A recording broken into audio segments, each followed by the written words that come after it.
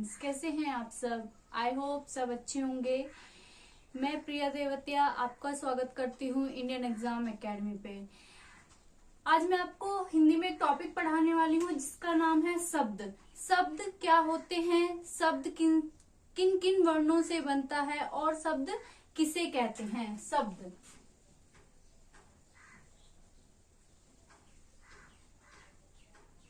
शब्द शब्द किसे कहते हैं। दो या दो से अधिक, दो या दो से अधिक, दो या दो से अधिक वर्णों के मेल को, किसके मेल को, वर्णों के मेल को, वर्णों के मेल को शब्द कहते हैं। शब्द कहते हैं। पेपर में आपसे पूछता है शब्द किसे कहते हैं। दो या दो से अधिक वर्णों के मेल को, दो या दो से अधिक वर्णों के मेल को क्या कहते हैं, हम शब्द कहते हैं। अब काफी बार आपसे पूछा गया है कि भाषा के कितने अंग हैं, भाषा के कितने अंग हैं। कोई सी भी भाषा हो आपकी, कोई सी भी भाषा हो, या आपकी संस्कृत हो, या आपकी इंग्लिश हो, या आपकी कोई सी भी हिंदी हो, कोई सी भी भाषा हो, उसमें जो भाषा के अंग होते हैं, उसमें जो भाषा के अंग होते हैं वो आपके तीन ही होते हैं। आपसे क्वेश्चन में पूछता है भाषा के अंग, भाषा के अंग, भाषा के आपके कितने अंग हैं, तो भाषा के आपके तीन अंग हैं। कौन कौन से, वर्ण, नंबर 1 आपका वर्ण, नंबर 2 आपका शब्द, और नंबर 3 आपका वाक्य। क्या, वाक्य। भाषा के कितने अंग हैं आपके, 3 अंग हैं, वर्ण, शब्द और वाक्य। आपकी कोई सी भी भाषा हो, चाहे आपकी इंग्लिश हो, चाहे आपकी संस्कृत हो, चाहे आपकी हिंदी हो, या व्याकरण भाषा हो। आपसे पूछ भी सकता है कि व्याकरण भाषा के कितने अंग हैं, व्याकरण भाषा के कितने अंग हैं, तो व्याकरण भाषा के आपके 3 अंग हैं, वर्ण, शब्द और वाक्य। वर्णों के योग से, वर्णों के योग से आपका क्या बनता है, शब्द बनता है। और शब्दों के योग से, शब्दों के योग से आपका क्या बनता है, वाक्य बनता है। वर्णों के योग से आपका क्या बनता है, शब्द बनता है, और शब्दों के योग से आपका क्या बनता है, वाक्य बनता है। देखिए जैसे कि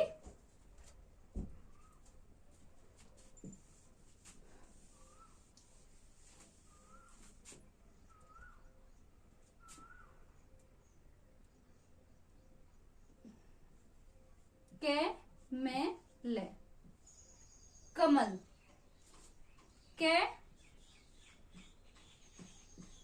प्लस आ, मां प्लस ए आ, और ले प्लस आपका ए, यानी कि कै में ले। आपका जो भी व्यंजन होगा, जो भी आपका व्यंजन होगा वो आपकी स्वर की सहायता से बोला जाएगा, ठीक है। तो कै में ले, वर्णों के कै, ए, में, ए, ले और ए, यानी कि वर्णों के योग से क्या बन गया, आपका शब्द बन गया। और शब्द, शब्द वो जिसका कोई अर्थ निकलता हो, यानी कि जिसका कोई अर्थ निकल के आ रहा हो, वो क्या है, वो आपका शब्द है, ठीक है। और शब्दों शब्दों के योग से, शब्दों शब्दों के योग से क्या बन गया आपका, वो आपका वाक्य बनता है। जैसे कि आप एक बार देख लीजिए, आपका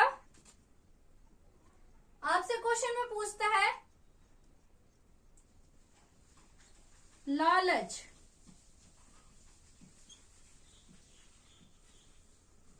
ले प्लस आ, ले प्लस ए और चे प्लस ए, ठीक। क्या हो गया, ये आपके वर्णों के मिल से क्या बन गया, ये आपका शब्द बन गया। आपको दे भी सकता है कि आपसे पूछ सकता है कि वर्णों के सार्थक समूह को क्या कहते हैं। वर्णों के सार्थक समूह को क्या कहते हैं, तो वर्णों के सार्थक समूह को भी हम शब्द कहते हैं। ठीक है, अब देखिए जैसे कि आपका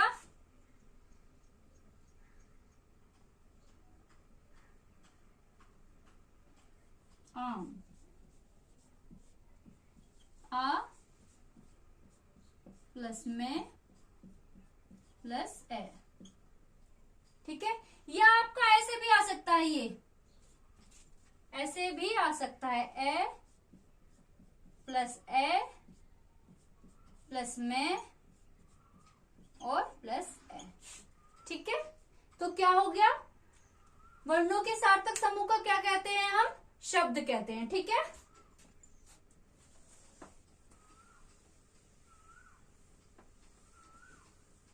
या वो आपको देगा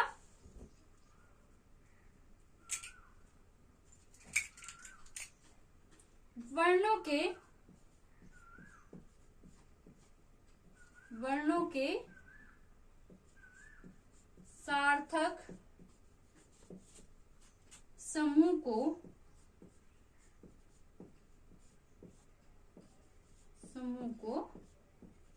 शब्द कहते हैं।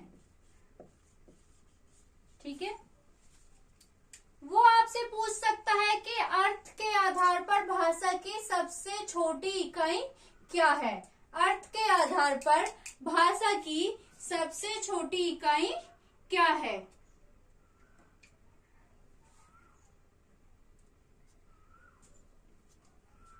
अर्थ के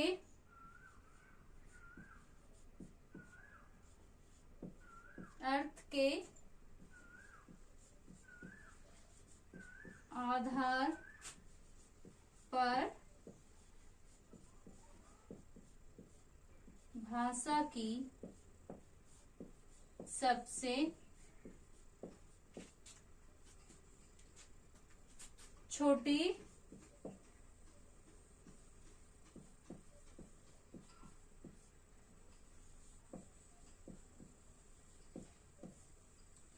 अर्थ के आधार पर भाषा की सबसे छोटी इकाई, तो वो क्या है, वो आपकी शब्द है। क्या है, शब्द।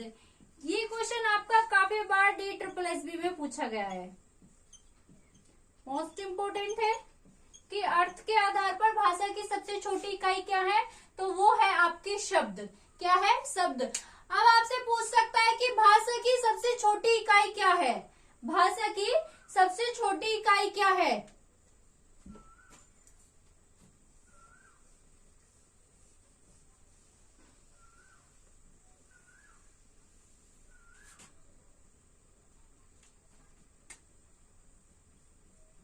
भाषा की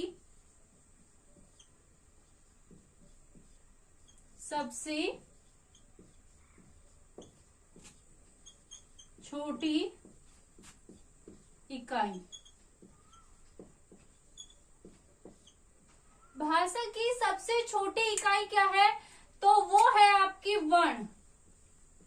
क्या है, वर्ण। भाषा की सबसे छोटी इकाई वो है आपकी वर्ण।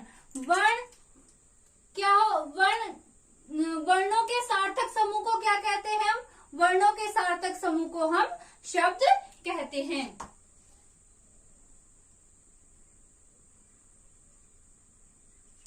अब आता है, आपसे क्वेश्चन पूछता है कि अर्थ के आधार पर क्वेश्चन पूछता है आपसे वो, और काफी बार पूछा भी गया है। अर्थ के आधार पर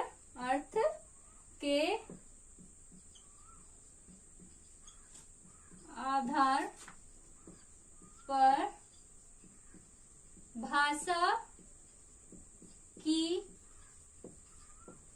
कितनी इकाई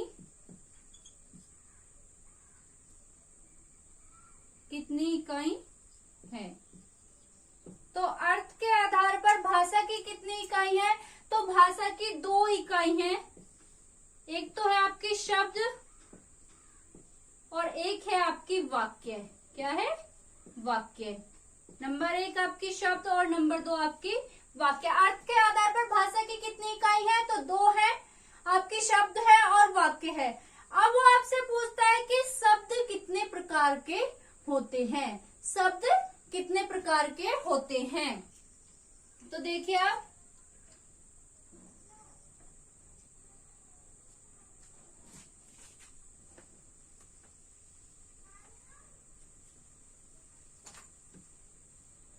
शब्द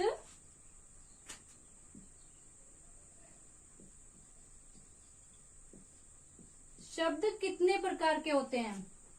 तो शब्द जो है वो आपके 4 प्रकार के होते हैं। एक आपका उत्पत्ति के आधार पर, नंबर 2 आपका व्युत्पत्ति के आधार पर,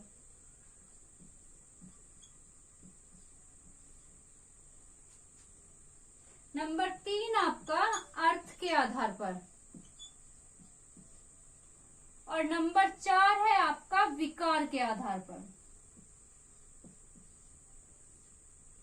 ठीक है, शब्द कितने प्रकार के होते हैं? तो शब्द आपके 4 प्रकार के होते हैं, उत्पत्ति के आधार पर, व्युत्पत्ति के आधार पर, अर्थ के आधार पर और आपके विकार के आधार पर। उत्पत्ति के आधार पर आपके शब्द कौन से होते हैं? तत्सम, आपका तद्भव,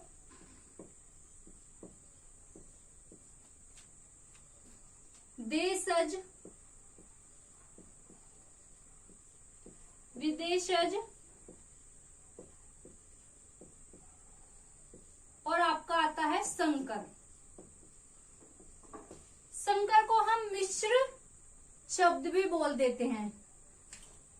व्युत्पत्ति के आधार पर आ जाते हैं आपके विलोम शब्द,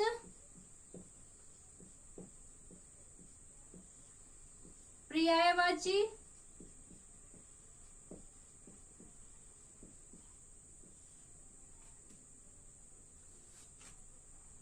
और अर्थ के आधार पर आपके आते हैं 2। अर्थ के आधार पर आपके आते हैं 2 शब्द, सार्थक शब्द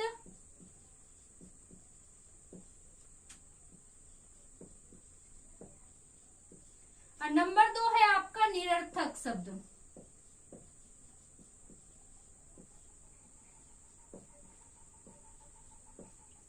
सार्थक शब्द जिनका कोई अर्थ हो, जिनका कोई अर्थ हो, और निरर्थक शब्द जिनका कोई अर्थ नहीं है। अब आता है विकार के आधार पर शब्द कितने प्रकार के होते हैं? विकार के आधार पर, तो विकार के आधार पर भी आपके शब्द 2 प्रकार के होते हैं, जो होते हैं आपके विकारी और दूसरा आता है आपका, मैं आपको यहाँ नीचे शायद नहीं दिख रहा होगा। विकार के आधार पर आपके 2 प्रकार के होते हैं, विकारी और दूसरा होता है अविकारी।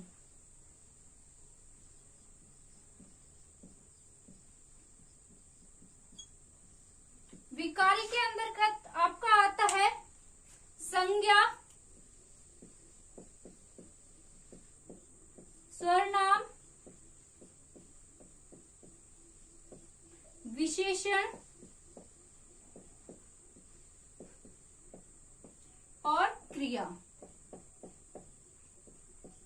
जो ये चारों चीजें मैं आपको करा चुकी हूं। उसके बाद अविकारी के अंतर्गत आपका आता है क्रिया विशेषण, समुच्चय बोधक,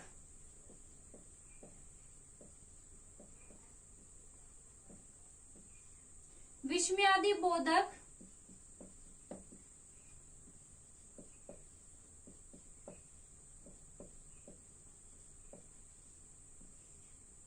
और संबंध बोधक।